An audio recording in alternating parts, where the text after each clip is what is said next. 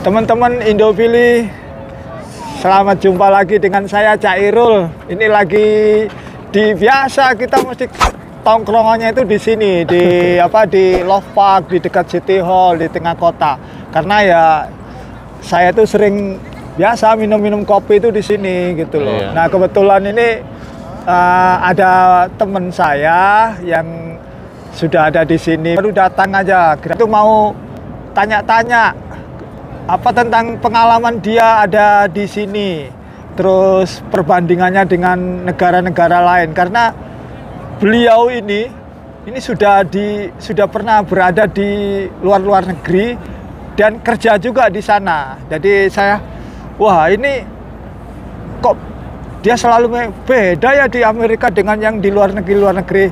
Nah, saya mau ngorek apa sih bedanya itu, padahal ya sama aja kan. Kalau di luar negerinya itu kan ada Eropa, ada Afrika, ada di benua Asia, mana yang perbedaannya.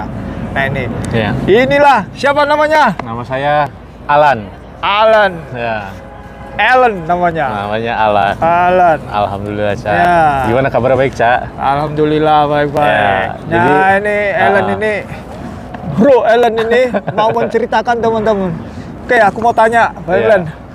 Pak Alan ini pengalaman kerja di mana-mana ya? Di beberapa negara Di Eropa beberapa sih, Cak. negara Eropa. Di Eropa, Nah, di Asia ya beberapa, Nah. kayak di Vietnam saya juga pernah kerja di situ, sama di Thailand juga pernah, di beberapa tempat di Asia. Karena sebelum saya kerja di Eropa sebelumnya itu saya juga udah pernah emang di Asia saya pernah kerja di situ. Iya. Nah, ini nggak merasa kedinginan di sini? sedikit.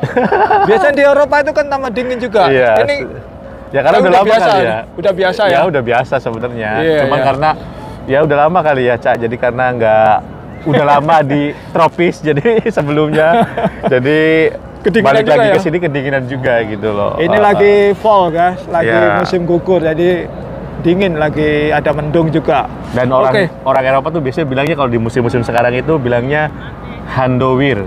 Apa Jadi, itu? Itu tuh kayak peralihan cuaca yang paling nggak enak dari musim semi ke musim dingin gitu loh. Jadi banyak angin dan lain-lain gitu-gitu sih, Cak. Itu bahasa apa itu? Hondowir tuh bahasanya orang Belanda. Oh, orang Hondowir. Belanda. Hondowir. Hondowir, ya. Kita bahasa Belanda nih. Aku nggak bisa. Bahasa Jawa aku bisanya. Oke, silakan tadi ngomong itu. Terkait pengalaman yang pernah saya dapat selama kerja di Eropa sama di US lah ya, untuk sekarang ini, karena kalau di US itu kita kerja lebih fleksibel sebenarnya, dan masih banyak lowongan kerja untuk kita di sini selama di sini. Tapi kalau di Eropa itu, kalau kita nggak punya referensi yang benar-benar dekat, atau memang ini bukan orang yang mau ngereferensi kita, itu susah banget. Tapi kalau di Indonesia ini kita ketemu sama teman, karena sudah banyak juga orang Indonesia di sini gitu. Jadi dari teman ke teman kita udah banyak komunitinya, udah banyak orang-orang Indonesia di sini, jadi lebih gampang untuk cari kerja di Amerika sebenarnya ya, saya. Tapi kalau di Eropa itu karena memang lebih budayanya itu mereka lebih lebih ketat sebenarnya dibandingkan sama di Eropa. Oh gitu ya? Iya, Jadi di Amerika ketat. itu lebih ketat. Ketatnya gimana ini? Ini Ketat, terutama iya. kerjanya gitu. Ya, ketatnya itu satu, orang Eropa tuh agak rasis ya sebenarnya sedikit gitu sama kita gitu, dan ya agak sedikit rasis ya sebenarnya. Oh begitu ya? Dia nggak suka sama orang imigran itu. Apalagi Asia ya? Iya, apalagi Asia. Jelas kan? kelihatan wajahnya ya. Betul, dan mereka tuh selalu berpikir kalau kita kerja di Eropa tuh, ngapain sih mengerjakan orang imigran gitu, orang di Belandanya aja banyak kok yang butuhin kerjaan. Ya. Itu mindsetnya orang sana ya. Tapi mungkin di beda tempat akan berbeda, saya nggak tahu ya, Ca. Tapi ini menurut pengalaman saya secara pribadi yang pernah saya kerja di sana. Dan terus kerja di Australia ya, itu kerja di Australia contohnya. Nah, kerja di Australia itu biasanya musiman. Yang saya pernah kerja itu kerja di Australia itu musiman. Dia pakainya visanya itu visa work tourism. Jadi work tourism, jadi bisa kerja sambil jalan-jalan. Tapi hanya untuk 6 bulan. Setelah 6 bulan itu kamu harus pulang. Oke. Ya. Dan itu kalau nggak pulang, ya kamu diuber-uber sama polisi gitu loh. Kerjanya gimana itu kerjanya? Kerjanya mereka target biasanya kalau di Australia itu. Jadi kalau ini yang pengalaman teman-teman ya. Iya. Kalau di bidang perkebunan itu rata-rata mereka kerja target nggak per hari atau per jam ya. Mereka itu per bucket biasanya. Jadi mereka tuh satu basket, misalkan satu basket ini isinya satu penuh ini kita baru dibayar. Satu basket itu, dan kita tuh harus kejar-kejaran sama orang yang sudah berpengalaman buat metik buah itu. Oh, Kalau di kita nggak, perkebunan itu iya, ya? kalau kita nggak dapat sesuai target ya kita gajinya kecil, justru malah amsyong nanti kita. Oh, iya, iya, Iya, gitu, Ca. Jadi kalau sebenarnya sih kalau menurut saya buat rekan-rekan yang pengen pada kerja di Amerika ya kerja lebih baik untuk pertama belajar itu kerja di Amerika itu sangat enak sebenarnya. Bukan aku yang sarankan dia, tapi aku push. Memang benar. Ya. Aku sudah lama di sini dan banyak sekali ribuan orang imigran dari Indonesia yang sudah lama di sini. Itu semuanya merasakan bahwa di Amerika itu memang aduh surga. Dapat uang, kerjanya enak, sudah kayak orang-orang sini. Nah, ini tadi pengalaman yang kerja di Australia. Di Australia, di Belanda. Di Belanda Ya. juga sama seperti itu ya. Sama, hampir Jadi, sama. Terus rata-rata kayak kita budak gitu ya. Iya, ya gimana ya? Kalau dibilang kerja di Belanda kayak budak sih nggak sebenarnya. Cuman kita harus tahu tempat karena mereka tuh nggak Ya, semua tergantung tempat. ya. Iya, nggak semua Tergantung tempat. sama. Iya, nggak tergantung nggak semua tempat itu kita tuh harus. Kalau di sana kan budayanya memang mereka selalu pakai sepeda ya, Caya. Iya. Pakai sepeda, jalan kaki. Kalau di sini kan lebih enak transportasinya gitu. Iya. Kita mau kemana ada bis. Di kota besar. Kita mau Iya. kemana ada ini. Itu untuk di Philadelphia yang karena saya pengalaman saat ini di Amerika itu di Philadelphia, bersama Cairul gitu loh.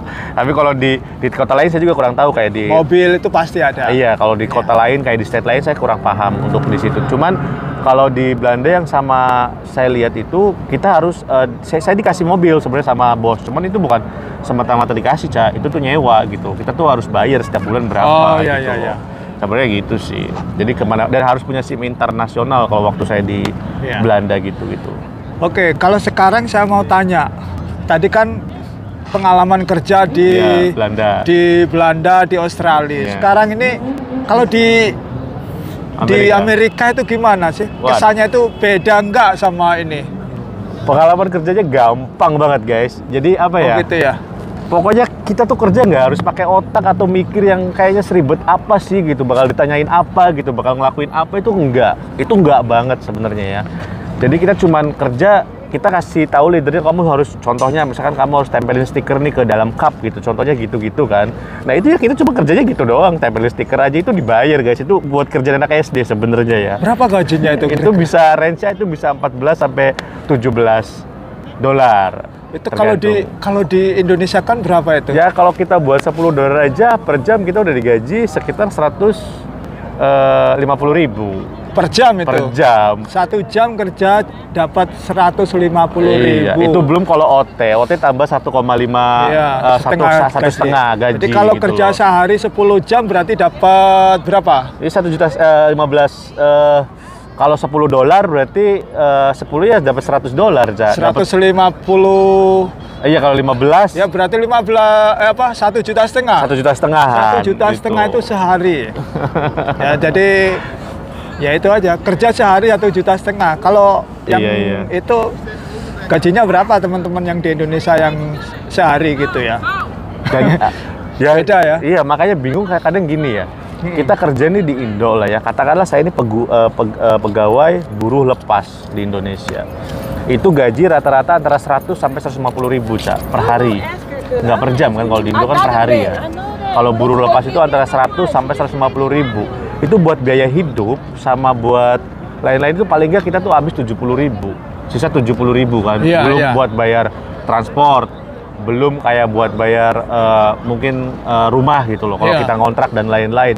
Tapi di sini itu kita gaji 100 dolar misalkan sehari, kita dapat seminggu, katakanlah kalau kita 5 hari kerja kita dapat 500 dolar. Itu tuh gaji dalam 1 minggu itu udah bisa buat bayar 1 bulan kos kita gitu loh.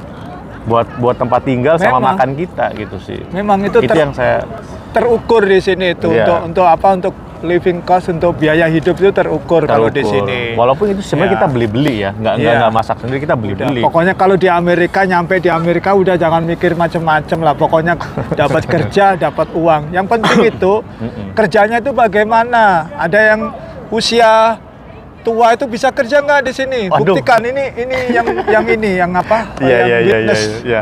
Jadi gini ya, kemarin tuh kebetulan saya tuh teman kerjanya itu dalam satu line factory itu ada orang Kamboja guys ya. Wah. Nah orang Kamboja itu mungkin umurnya sekitar 70 lebih lah ya. Nah.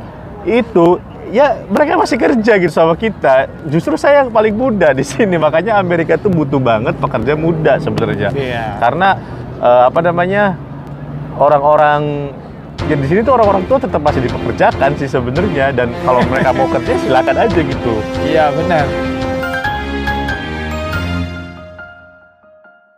Like and subscribe. Indo Philly channel.